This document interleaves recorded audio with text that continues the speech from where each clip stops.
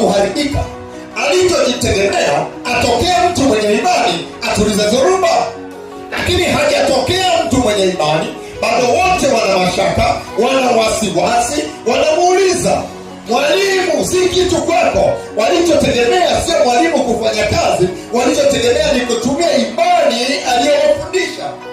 Na ndiyo maana yake akawageukia. Tafasiri yake nini? Tumepewa mamlaka ile ile aliyonayo. Kumbuka Biblia inatuambia mkiwa na imani mnaweza kuyafanya si haya tu, bali ni makubwa zaidi ya haya. Tafasiri yake nini? Manake mamlaka ya kufanya iko ndani yetu. Mamlaka ya majibu, mamlaka ya kiutendaji imefungamanishwa na sisi. Kwa lugha nyingine, mamlaka ya majibu iko ndani ya imani yako. Unapokosa imani, umekosa mamlaka ya majibu.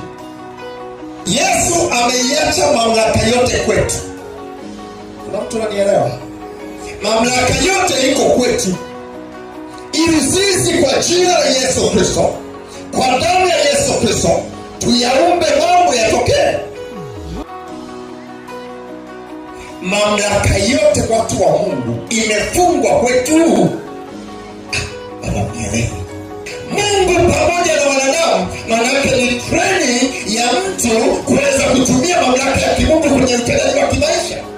Wakati alipokaa pamoja nao, akaondoka akasema, sitawaacha yatima, naja upesi. Na wakati mwingine akawaambia, nisipoondoka hamtaweza kutenda nyinyi, lakini nikiondoka nitakwenda kumwomba Baba, naye atawapa msaidizi, na huyo msaidizi atakaa ndani yenu. Kwa nini? Roho Mtakatifu akiwa ndani ya mtu, umepewa kila kitu cha kuamua.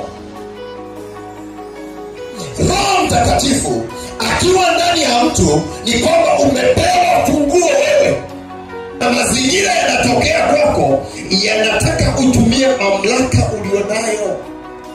Hauko mtu, ndani yako kuna kitu kikubwa. Kwa hiyo huna mashaka, huna sababu ya kuwa na mashaka. Mwendee ndani yake, Baba, mazingira yako hivi, hali yangu iko hivi, vita iko hivi, Baba ninaomba unyamazishe kimya. Tafasiri nyingine, kila unaposikia uoga wa viwango vya juu, ndani yako kumepungua imani. Akaukemea ule upepo, kukawa shwari kubwa. Hamna imani bado. Manake kwamba alichokitegemea kwenye mazingira